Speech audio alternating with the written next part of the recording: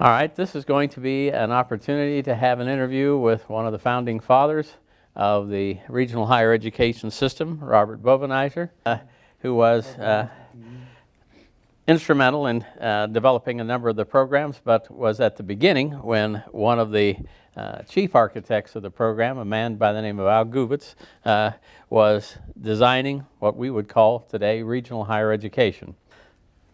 Bob, why don't you discuss how you got associated with this founding figure, Al Gubitz? Well, one of the better ways probably to initiate that was that right after World War II, in 1946, when the GI Bill came along, a lot of people were looking, young men in particular, looking for opportunities in higher education. So in 1946, the state of Ohio and Ohio University got together and said, well, we will do something to start some classes for these returning veterans. And since Ohio University was expanding services on the campus, even built some Army barracks on campus to bring in the great thousands of veterans that wanted to come into school. It also at that time became interesting to some of the people, particularly, let's say, those from a great number from northern Ohio who came to Ohio University. Thought, well, one of the greater things to do would be take a look at what they might do in Zanesville on the way. And such the great number of students from the Cambridge, Zanesville area, thought that might be a great idea. So in that time, then the 1946 area, then a lot of the veterans who were coming back found a chance to go to college with the classes they started in Zanesville. Started in Zanesville. Many of those classes started in Zanesville, as well as they did in Chillicothe and Portsmouth, Ohio. And while they were doing that in 46, the college vets just moved on very rapidly, and there were soon thousands in school. But while that was happening in those cities, meanwhile, over here in Ohio University, Eastern category, and our area, none of this had a chance to happen as yet. So here in 1946, and I don't believe that it had really had much of an opportunity in Ironton either, even though Portsmouth was not too far away. So evidently, with all of those needs of the veterans and that period from 1946 here in the 50s, many of us thought we better get to be talking about what we were going to do for all those veterans, and meanwhile all of those graduates from other programs, we better be taking a look at something in Belmont County. Were they mostly undergraduate programs? Oh, very few of upper class in anything. There were some graduate needs always, as you probably know, because we had a great number of people who were looking for classes that you might call continuing education or higher learning, and those began to be offered, some of which had been offered in Belair High School and Martins Ferry High School in the evening for at the time, even endeavoring to get classes for the people who were veterans that had come back, and many who wanted to go on for higher education, and particularly graduate school. Didn't we also have some programs that were really specially tailored to the armed forces? Oh yes, we've always done a great deal of work for the armed forces, but Lockbourne Air Base has been a part of that. So Lockbourne in Columbus? In Columbus they'd always done, and we continued to do that all through the area of even my tenure which I began many of those things, as you probably in 57. Didn't we have something in Blytheville, Arkansas? The first thing we got to take a look at, we had it as time moved on, at the time of JFK and all. We and Colonel Wilkinson's, and we had programs in Blytheville, Arkansas, with faculty being able to bring them from Southwestern and Memphis State and Ohio University to try to bring programs into which really expanded continuing education. So we really had local stuff, but we also had out of the state area stuff. Well, because they began to see the things we were doing in Lockbourne, Columbus, and many other areas, said, well, what about us? And Dean Gubitz, being the pioneer he was, he always had relationships. And for example, we went to visit at Memphis State in Southwestern, because you could fly over from there over to Blytheville, Arkansas, and have classes, and we could see the kinds of things that could be done. So that's how that all happened, and we continued those right on through also. Why don't you give us a little background? Who's Dean Gubitz? Dean Gubitz was a very interesting upstate New York boy. He did a lot of work at Colgate, and then went in with the University of Wisconsin, and from there he came into Ohio with a program in Ohio, and then Ohio University and its expansion said, here's an economist who did a lot of outreach programming, and Dean Gubitz, economic development and all those areas, and he and Dean Paulson and many of the people you've heard about got together to see what in the world could we do, and as they began to do those kinds of things, all of this began to come together. You know, for some who probably don't remember, I was fortunate enough to have a little background. I always kind of referred to them as the brain trust, or the special deans, or the senior deans. So there was Paulson, there was Gil Crow, there was Dr. Clippinger, Elliott, Rush Elliott, and Dr. Jasper. And Jasper. So they really were the senior deans, but they were more than that. They were kind of the instigators, pushing, not President Baker, but suggesting to him that they could do a lot of things. Well, you see, there was such a need. For example, if all of those veterans had not had an opportunity for higher education, what was going to happen? So all kinds of innovative things began to stand forth, and we were very fortunate that we got a lot of support from the state. A lot of things came on, and Ohio University began to. So one of the former governors and the president of Ohio University began to look at what in the world can we do. How did Gubitz get his position? Well, Dean Gubitz had come in, as I said before.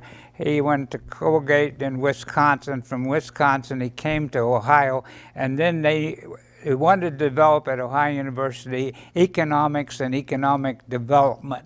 And he was very instrumental in all of those kind of programs, and had taught economics for years and years, even before the time of the post-World War program. So he was economic development before we started talking about economic development. He had done, and Dean Paulson and he had always been interested in those types of things. And even in the early days that I was with them, we were beginning to do many of those kinds of things. Okay.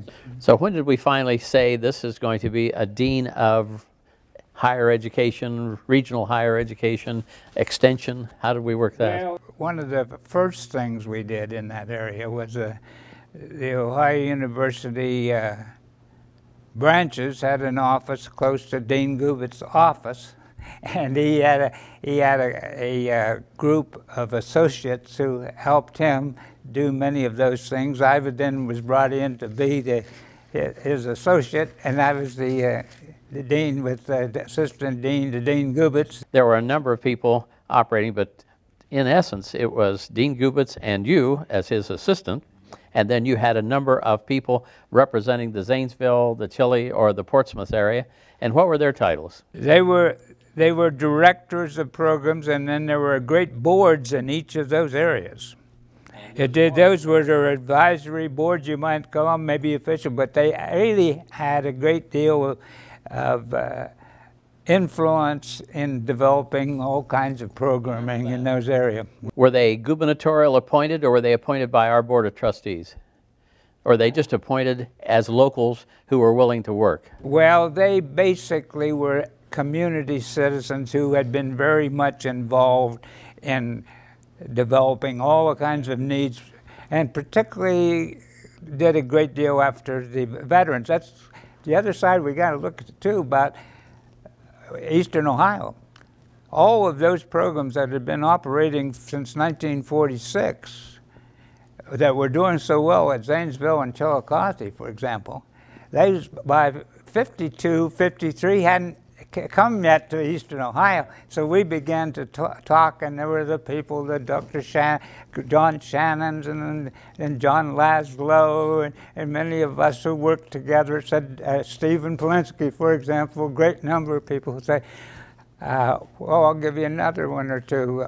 Odom of Whittling Steel. Many of the great people in the area said, let's see what all we can do here. And as it did, the great interest in all those programs led on, as these people talked, to sort of a premier advisory development group, say, what can we do next? So before it became more solidified as more or less a pro forma, a lot of this was kind of independent, just community leaders getting together, suggesting we can offer you a high school to offer some courses in. We might also offer you some other kinds of inducements to make it worthwhile to bring the university programs to these areas.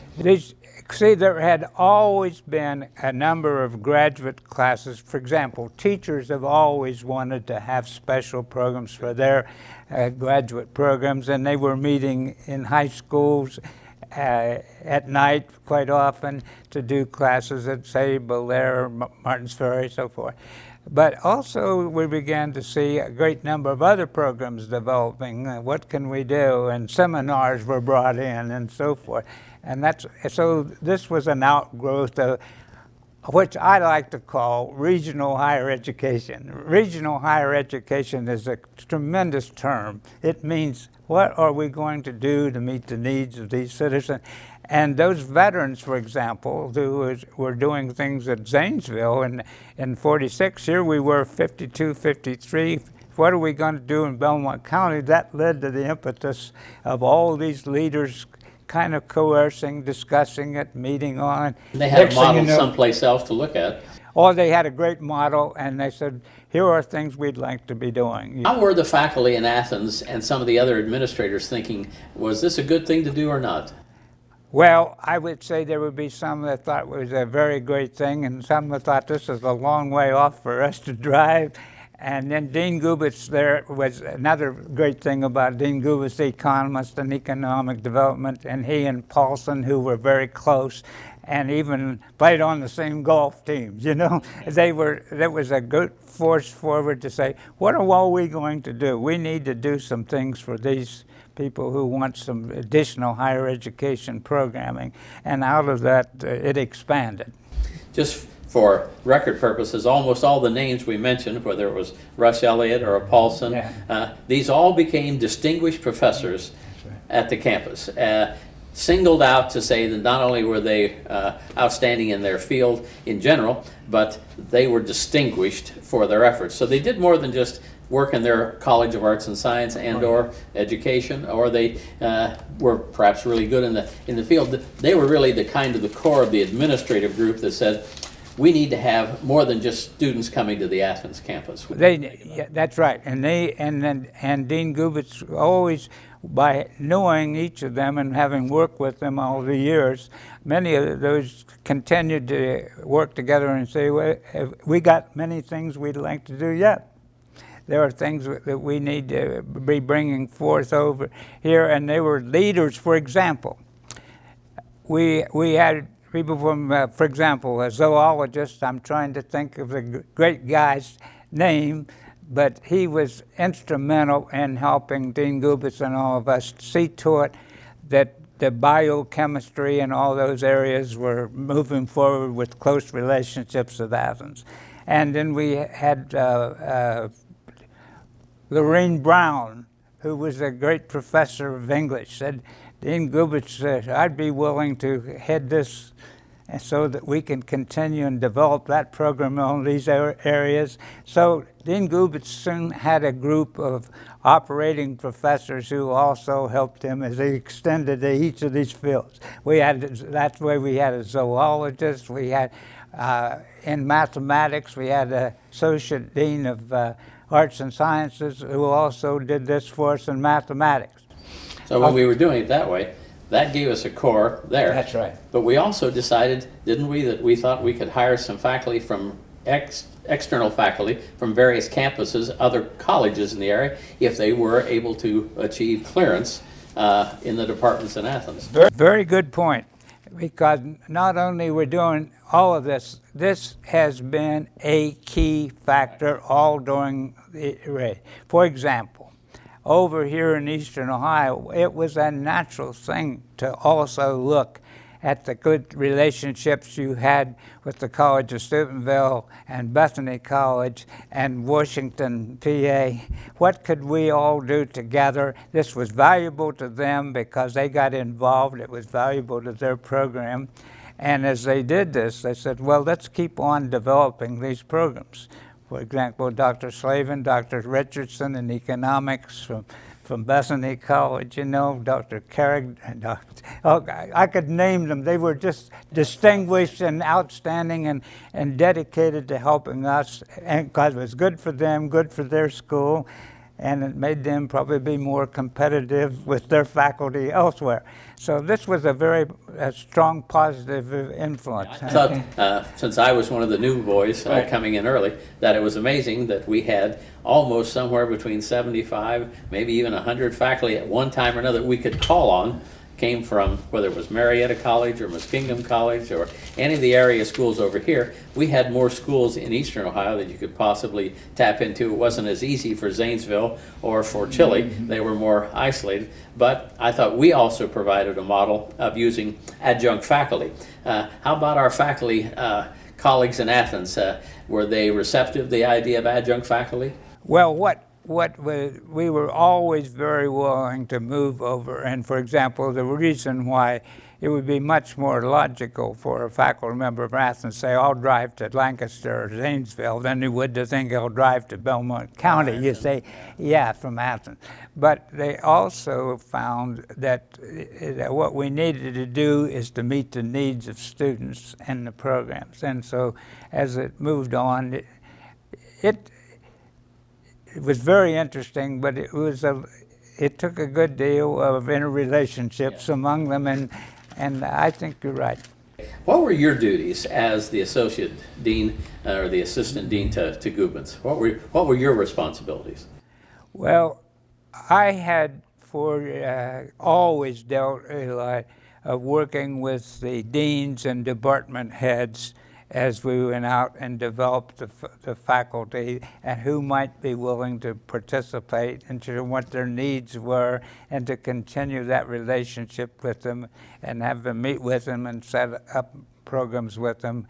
So I'd always been involved with Dean Gubitz in that area. He had always met with the vice presidents and deans and department heads, and then I went ahead then and worked with the deans and assistant deans as we developed. For example, business administration with all of these campuses, we were naturally several of those faculty members that were teaching with us, and it was a great opportunity for them. And great numbers of those people taught classes with us at either Lancaster or Zanesville or one of the other campuses. It was a natural to have campuses fairly close. So when we see the program starting to take off, was there a discussion about having more permanent facilities rather than using high schools and the ability, because that kind of shortened the time you could offer the classes. You had to wait till the high school finished its classes, so it was mostly an afternoon and an evening program. Was there any discussion about maybe having permanent facilities? Well, obviously there would be the idea of a very nice idea to have that opportunity, but there had not been the new developments, and many other colleges were doing the same thing. They were doing it in Mansfield, I believe, for Ohio State University, and obviously Stark County area for Kent State University. The needs were there, and they were endeavoring to meet them one of the better ways that they could. How about I know from our conversations over a long period of time, there eventually more or less formed an advisory body in area as to try and get more things here. We could use our own campus, but there were same kinds of people at Zanesville, Chillicothe, everywhere. How about the politicians? How are they doing?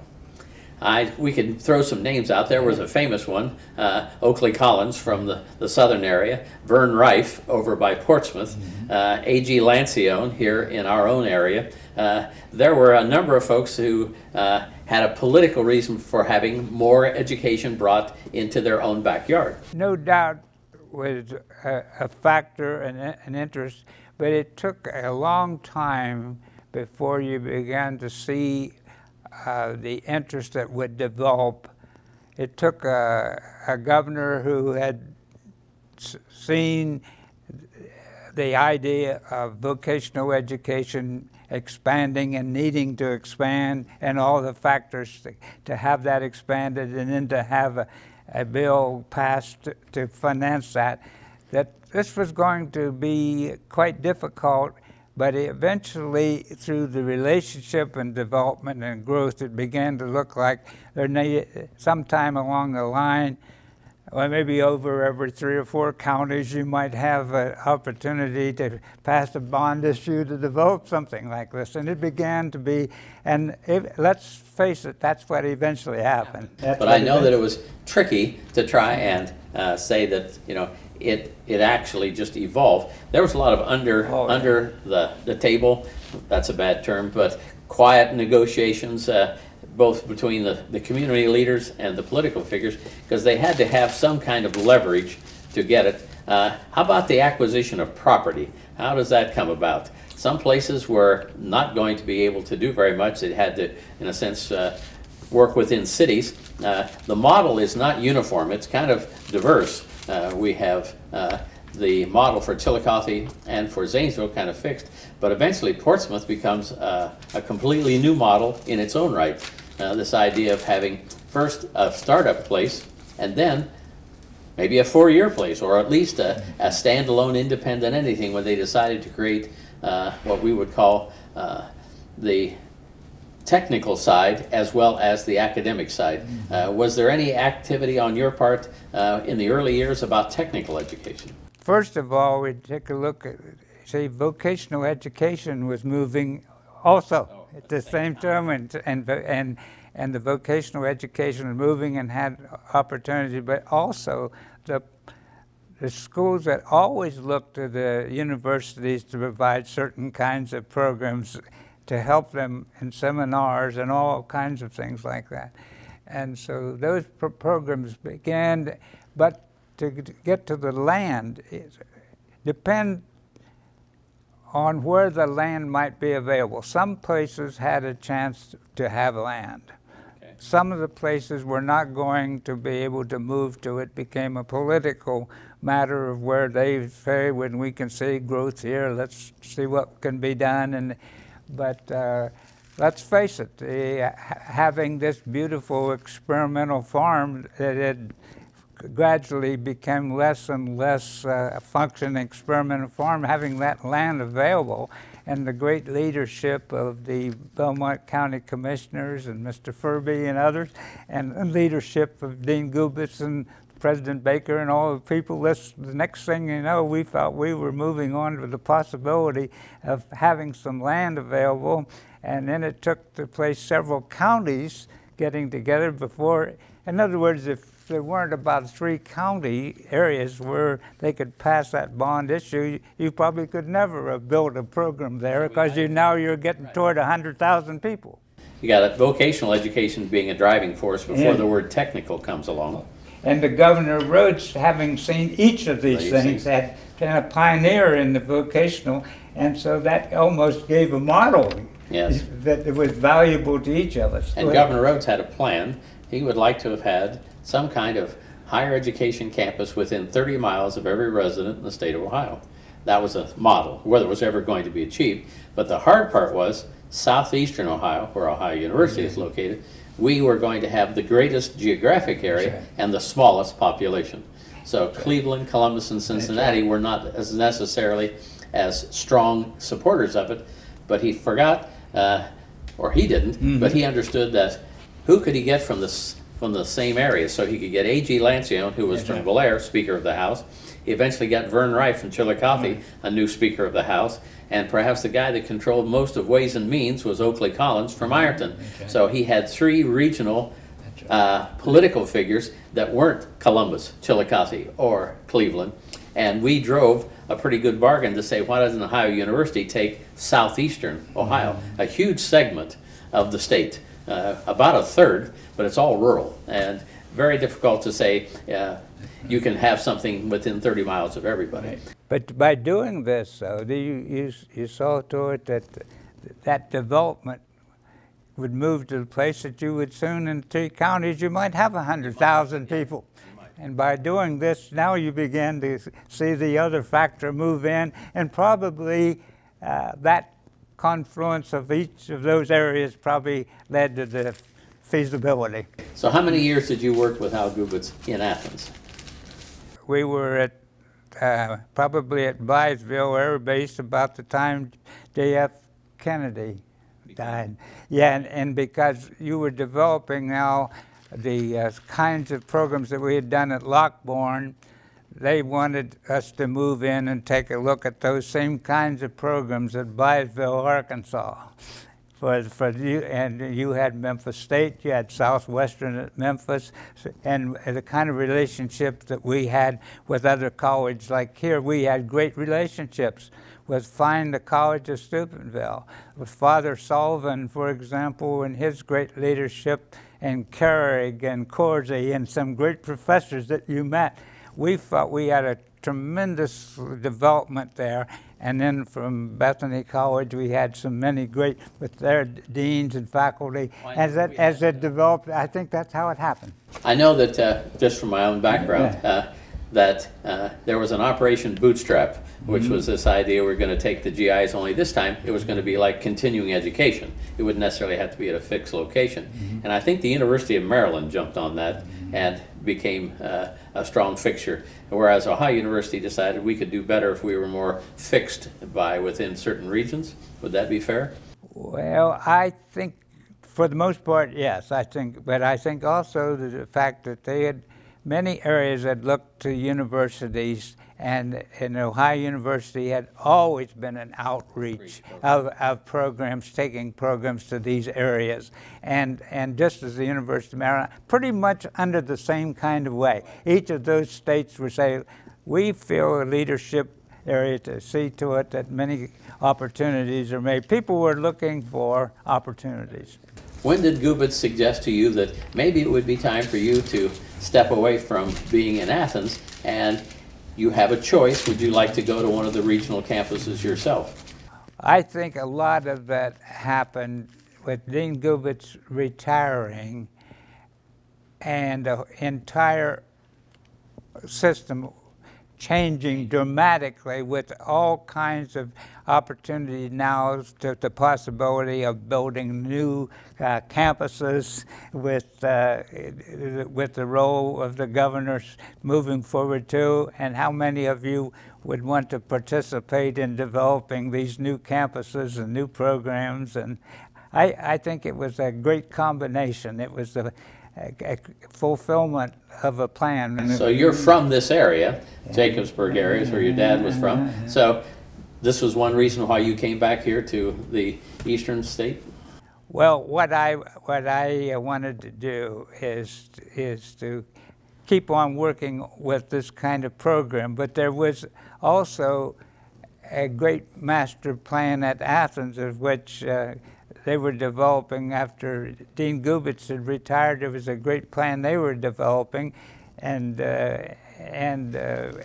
while we were doing that, we were also developing these new possibilities. And I've let them know early on I was very interested in being a part of that. I'd been a part of helping set up programs, because I had dealt a lot with the faculty at Washington, PA, Bethany College, West Liberty, College of Steubenville, and I dealt it with the faculties at the other campuses as well, you see. So when you came here, though, there was already somebody appointed as a director, and we had a small location at Martins Ferry, was that correct? Was it, when you came here, was there a director at the Martin Ferry High School that was I had done that too. You had done that, I know, but did you replace somebody, or were you the first one? I was the first one. You were the first one. I was the first one. I had done that, and then I continued to develop that one while I did the things with Dean Gubitz, and then we had a man who was hired who was very developmentally oriented and to keep this moving forward, and he continued to move on, and he moved on to Florida to another great opportunity. I then continued both of those for a while. Wow. I was in a great transition period, both on campus and off campus. Were you here about 57, 58? Yes, I'd say about that. And I continued to do some work with the other campuses and with the we had always been very much what they now call continuing education, because we'd run seminars for areas, and we still do, but that was a very important. Go ahead. How about when you were doing the other campuses? Yeah. How did the Portsmouth campus decide to break away and to become an independent entity? Well, they were in a situation in which one of their congressmen was very developmental in this entire area of there, and that probably interrelated to all of that.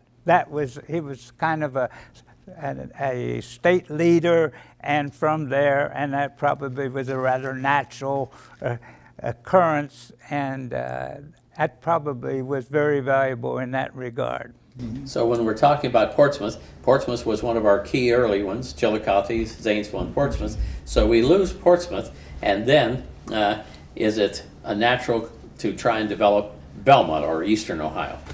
Now, I don't know that they felt that they'd lost Portsmouth. I think it was just a natural development under that leadership for Portsmouth to develop under this great state leadership. Whereas over here, we started much later than that. None of the veterans, that was one of the reasons why I got, in my personal opinion anyway, it's the only one I have, so I could share that. My personal opinion is there were a great number of veterans who had not had the opportunity in Eastern Ohio to do what they had done at Athens and Columbus and Zanesville. Those veterans were over here from, many of the veterans at Athens and Columbus had finished their degree by 52. Here it is 55, 56, and none of those veterans, and I knew many of them, I was one of them myself, that we felt it was time we also take a look, because by now we had an opportunity to see how many beyond the college age as well as the high school recent seniors wanted this program. So there was a confluence again of interest.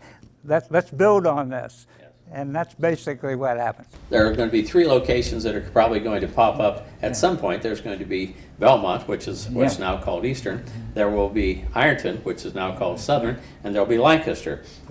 So it's kind of a ring with Portsmouth kind of spinning off. And Portsmouth had this idea that they could spin off in general and technical, and eventually it would become Shawnee State. But it was a model that wasn't necessarily the model that we were going to follow. It was just an idea, and here was one place that it happened. It happened because there is where the leader was.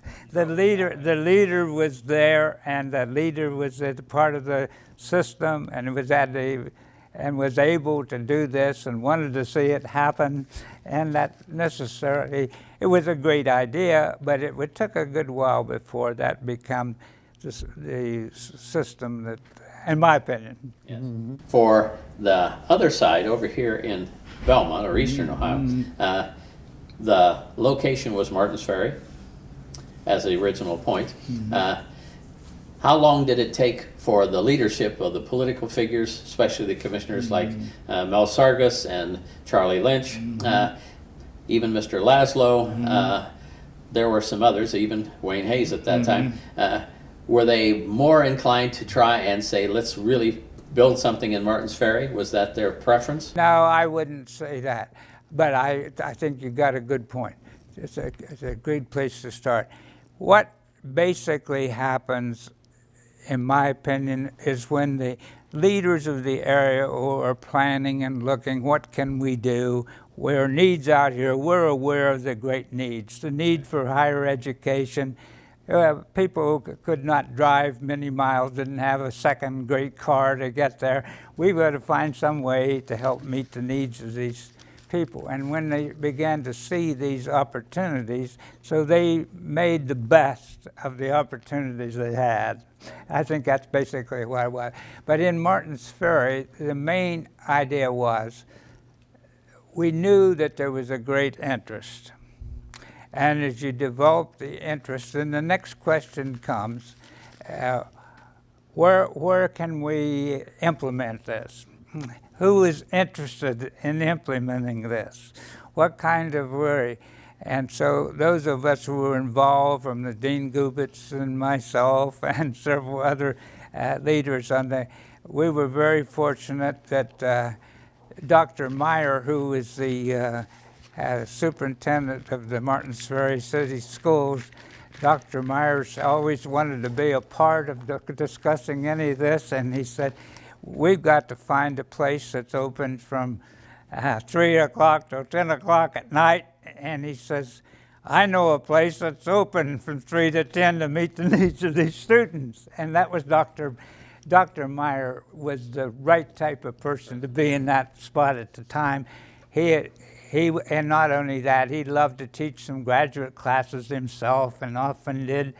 He said, I've even been a director of student teachers in my life, and he said, I want to see this happen. And so I give him a great deal of credit. You need that great leaders, and as you know, John Shannon has to be considered too, because he was always interested as a county superintendent. Let's see what all we can do. We had an interesting group of individuals. That's right. We had the John Shannon, who was both the county superintendent, but had a technical and a vocational background. We had Bud Kaiser, who had the same kind of background. Earl Greer, who had a similar kind of background. Yourself, and you were all friends. And so it wasn't a competition against one another. It's what could we do to bring everybody into a program of some kind here in Eastern Ohio. It was really, as you said, meet the needs. There was a great awareness of needs. Let's face it, all kids who grow up in an area are aware we'd like to have our needs met. And then to find some people who felt the same way, that's all. So we were very fortunate. It was a kind of a group of people who were very interested in doing this. What all can we do? So the discussions were all, what could be done? What's our next move? And the interesting part was that while it was competitive, it wasn't adversarial. Everybody got along. And that was the better part, especially in the early years. It was really the awareness of needs and how to meet those needs. Correct. And how to up and also the community was interested. Yes, very much so. The community wanted to see it done, And, so we would have some of this going on here. When did the idea of acquisition of the property, which we call the experimental farm, how does that start to come about? I think the main point that I would see there, Michael, would probably be the fact that the experiment farm, which had been so great in its day, had begun to be less and less forward moving and more regressing away from the old plants and development, and and so that land became more and more of an idea of that would be a great use for that land. And some of the leaders in the area began to talk about that. There's some great land out here that we ought to be looking. And whatever we do, we ought to think about what's going to be the maximum value to the people in the future. And that's why people like Austin Furby and Dean Gubitz and John Shannon and all the discussions, and you had the right people at the right place at the right time to say, let's see what we could do, and what would be a way to handle this, and what would the state would do with this, and what would a high university want to do with it. There were some great things going on Right. that are now factual, but we didn't know about them at the time. One, the interstate wasn't there yet. That's right. So it was Route 40 going north-south, but the activity of eastern Ohio was the riverfront, That's Route right. 7. So one of the movers and shakers on that was John Laszlo and Wayne Hayes, who decided that the way for the city of Martins Ferry to grow was to change the highway structure a bit. So there's going to be a movement there. Eisenhower becomes president. He decides to have an interstate system. That gives us an access point going in a different direction. But there was another phenomenon that gets lost in the shuffle. Martins Ferry was selected as one of 7 sites to be a model city in the United States. And it's a strange mix at that point. The leaders there, Don Myers and Laszlo and some others, had great vision about what they could do. This was in an era where Martins Ferry was doing all the things that was part of the Johnson period, the senior service centers and the community gardens and senior housing. So Martins Ferry was a happening place. Interesting, on the same riverfront, Blair was considered to be an all-American city, a great town. You know, there was lots of power in that area politically. That's where the base was, through the Lancions. So to come all the way out here and get land, which was going to be the experimental farm, is going to take a little bit of doing. You're going to have to salve some feelings, because I still get a sense that Martins Ferry would like to have kept the university in the city at that time. So after the property was made available, and several of the commissioners, along with the coal industry, made a donation of some 360 acres out here, some movement begins to happen. So we start to move a little bit from Martins Ferry. Why St. Clairsville? Why did we choose St. Clairsville High School? I think you got 3 or 4 great interrelated points here. Number one, you cannot ever talk about any of this without seeing what would happen with this highway system come through here.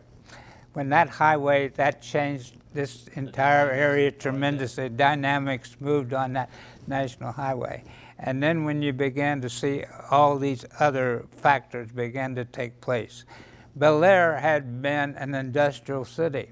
Bel Air had had the steel mill, the Farewell Alloys. They had one there, the Imperial Glass, Rutherford Gleason Glass. They had, and all of that had changed. Martins Ferry had developed way in another area.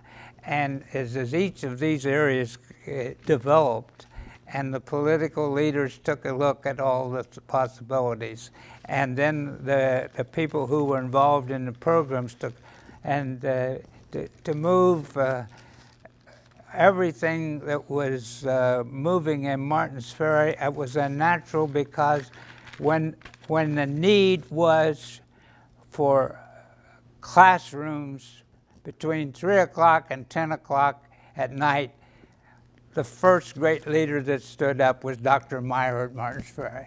He says, here we are, use us, in a sense. He said, nobody else had stepped forward there. He said, and so naturally, the university said, well, it sounds like we'll go along and let's see what we can do. We'll get together and try this. And so we did this.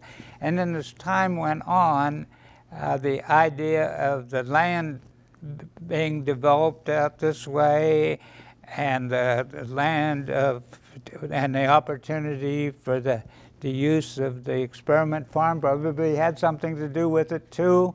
And the classes would be natural then that St. Clairsville offered the people the chance, if they wanted to, the leadership there in terms of the board, Warner Moore and the Board of Education, and all said, here we are, we're interested in too, anything we can do to help. So it was really not much of a problem. It was the idea of what's going to be our better path in the future. Yeah, I didn't really feel there'd be a little thought we would rather have it here, but it basically gets that here is the opportunity. The superintendent of schools was there, the interest is there, the board was there. Obviously, the boards of education decide all of these before anything can be done. But we could easily see that this was going to be feasible.